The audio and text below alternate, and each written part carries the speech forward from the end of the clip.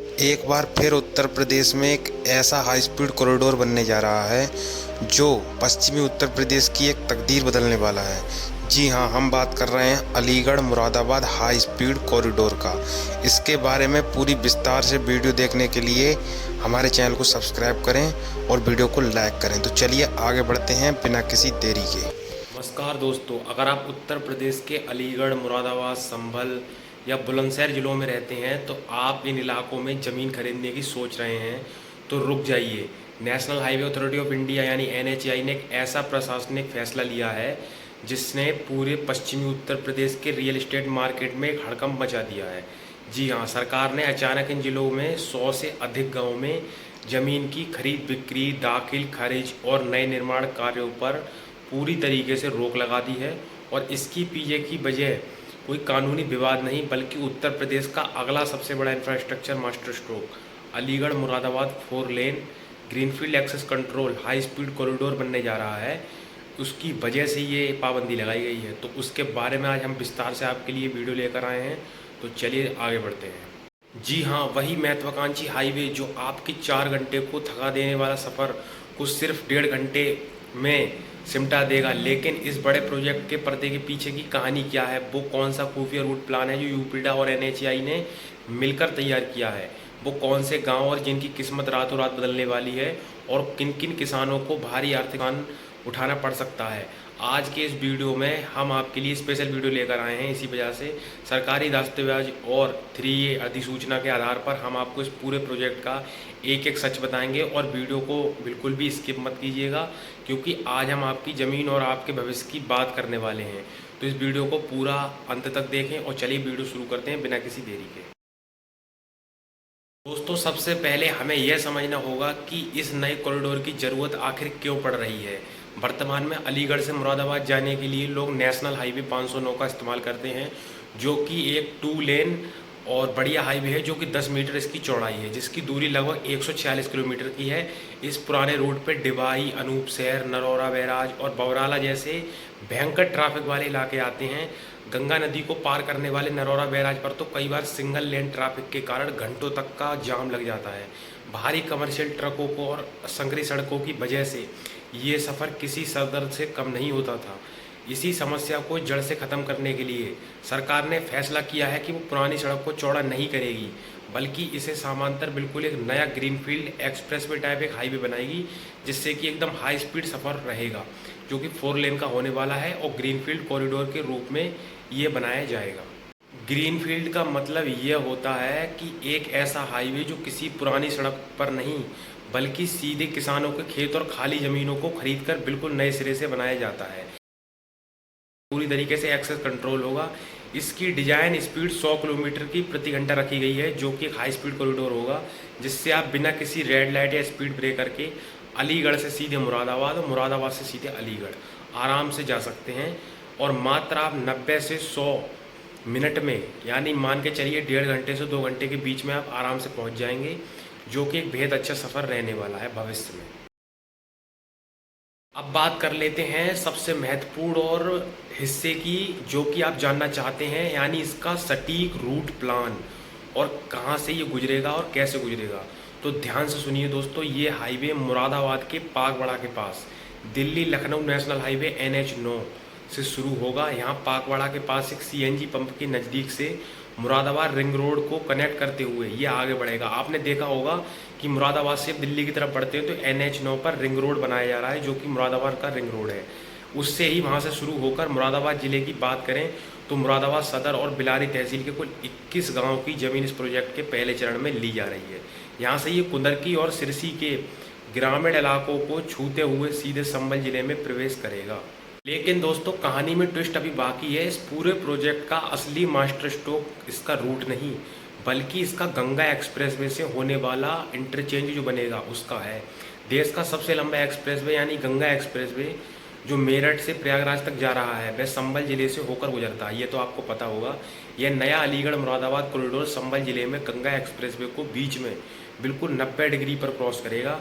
वहाँ सरकार एक विश्व स्तरीय इंटरचेंज बहुत बड़ा बनाने जा रही है। इसका सीधा मतलब क्या हुआ, मान लीजिए कि आप अलीगढ़ या मुरादाबाद से चले तो आप इस नए हाईवे के जरिए संभल पहुंचेंगे और बिना नीचे उतरे आगे का सफ़र पूरा कर सकेंगे। तो ये इसका फ़ायदा होने वाला है, जिससे कि बहुत ज़्यादा समय बचेगा फ्यूचर में। वहाँ से आप सीधे लखनऊ या प्रयागराज की तरफ जा सकते हैं, या दूसरी तरफ मेरठ, हरिद्वार और दिल्ली का भी रुख कर सकते हैं।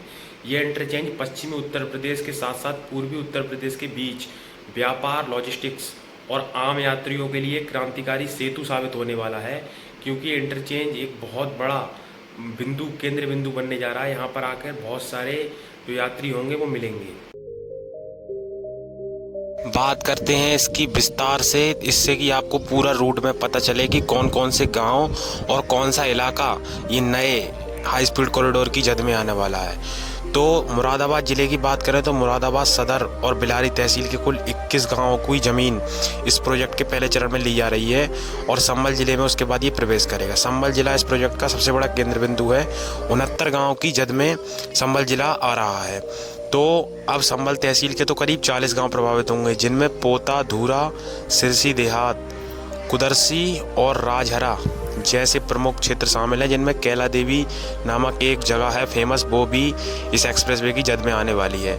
इसके बाद एक जिजौदा डांडा गांव है गुन्नौर तहसील में, वो भी इस एक्सप्रेसवे का एक मुख्य बिंदु है, क्योंकि गुन्नौर तहसील में वहाँ से ही आगे ये एक्सप्रेसवे बढ़ने वाला है। गुन्नौर तहसील के बाद ये नया हाई स्पीड कॉरिडोर बुलंदशहर ज़िले में प्रवेश करेगा, जो कि डिबाई एक नामक स्थान है वो, और इसके बाद और आगे का जो क्षेत्र है करीब गवाना और जो अलीगढ़ के आसपास का क्षेत्र है वहाँ से होकर गुजरेगा। इसके बाद ये अलीगढ़ में पूरी तरीके से प्रवेश कर लेगा। अब बात करते हैं कि अलीगढ़ में ये कहाँ पर जाकर समाप्त होगा। तो अलीगढ़ का जो रिंग रोड है नया, वहाँ पर जाकर ये एक्सप्रेसवे की समाप्ति की ओर होगा, और गवाना इस एरिया का एक ऐसा क्षेत्र है यहाँ के पास से ये एक्सप्रेसवे गुजरने वाला है। तो ये आपने पूरा इसका रूट मैप समझ लिया, ये था इसका नया रूट मैप। अब आते हैं उस ज़मीनी हकीकत पर जो सीधे हमारे देश के अन्नदाता यानी किसानों से जुड़ी है। इस ग्रीनफील्ड कॉरिडोर से किसानों को क्या फ़ायदा होगा और क्या नुकसान, हम दोनों पहलुओं को ईमानदारी से देखना होगा। सबसे पहले बात कर लेते हैं फ़ायदे की। तो सबसे पहला फ़ायदा है 4 गुना तक भारी मुआवजा। नए भूमि अधिग्रहण कानून के तहत ग्रामीण इलाकों में किसानों को उनकी ज़मीन के सर्किल रेट का 4 गुना तक मुआवजा दिया जाएगा। कई गांवों में तो जहां ज़मीन कौड़ियों के भाव थी, वहां किसानों को करोड़ों रुपए मिलने वाले हैं। ज़मीनों के दामों में ऐतिहासिक उछाल। जी हाँ, हाईवे के दोनों तरफ की जो ज़मीन बचेगी उनका कमर्शियल वैल्यू रातों रात 10 से 20 गुना तक बढ़ जाएगा। जिन खेतों तक पहुंचने का रास्ता नहीं था, आज वहां देश का सबसे बड़ा इंफ्रास्ट्रक्चर खड़ा होगा। तीसरा फ़ायदा है रोजगार के नए अवसर। जी हाँ, इस कॉरिडोर के किनारे सरकार इंडस्ट्रियल क्लस्टर और लॉजिस्टिक पार्क बनाने की योजना बना रही है। इसके अलावा petrol pump, motel, food court और ढाबों के जरिए स्थानीय युवाओं को हजारों नौकरियां मिलने वाली हैं। बात करते हैं किसानों के नुकसान की। तो खेतों का दर्दनाक बंटवारा।